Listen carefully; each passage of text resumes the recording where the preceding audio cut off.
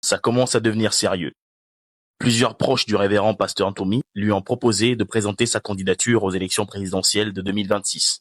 Certains l'ont pris comme une bonne nouvelle et d'autres se sont complètement opposés à l'idée d'entendre parler du personnage.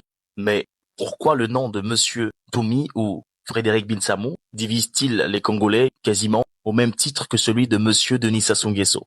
À cette question, plusieurs hypothèses se bousculent. Certains pensent que le second aurait utilisé le premier pour asseoir son image de garant de la paix, qu'il serait par conséquent un instrument du régime, un acteur dans une pièce écrite par Denis Sassou Nguesso.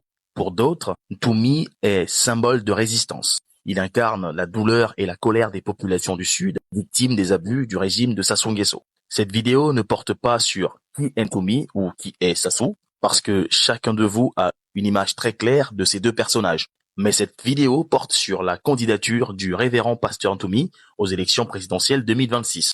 Tout d'abord, nul ne fait l'unanimité, même pas Denis Sassou Nguesso. Non, plus sérieusement, la candidature de monsieur Frédéric Binsamo alias Ntoumi est une très bonne et une mauvaise nouvelle pour le régime de Denis Sassou Nguesso. Je m'explique.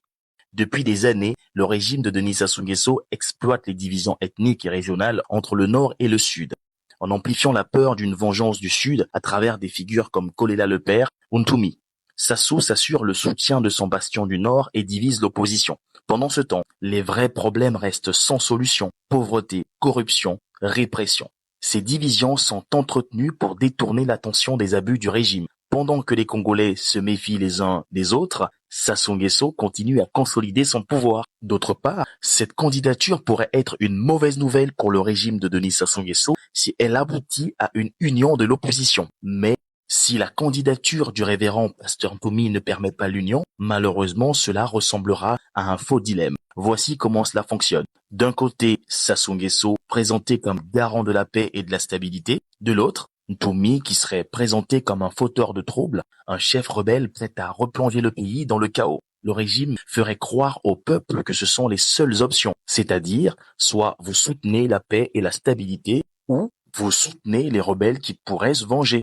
Et Denis Sassou Nguesso sait très bien se servir de la propagande et ferait le nécessaire pour que cette image reste imprégnée dans vos têtes. Vous allez probablement me dire que Ntoumi ne serait pas le seul potentiel candidat. On peut citer Destin Gavé, Dave Mafoula et compagnie. Mais si Ntoumi s'impose comme étant le candidat numéro 1 de l'opposition, d'ailleurs, peu importe qui s'impose comme étant le candidat numéro 1 de l'opposition, cela participera à la division de l'opposition voulue et préméditée par Denis Sassou Nguesso. Alors, si Ntoumi ou les autres candidats se présentent juste pour se présenter, malheureusement, cela n'aura aucun impact pour les Congolais. L'idéal serait que l'opposition puisse avoir un seul candidat, que tous les leaders de l'opposition soient derrière lui et que la population aussi soit derrière cette personne afin que le bras de fer soit beaucoup plus équilibré face à Denis Sassou Nguesso. Les leaders de l'opposition devront se montrer flexibles dans les négociations et surtout privilégier l'intérêt suprême de la nation. Que pensez-vous de la candidature du révérend pasteur Ntoumi? Dites-moi cela dans les commentaires dans le respect et la bonne humeur. Likez, partagez la vidéo, on se retrouve à bientôt. Ciao.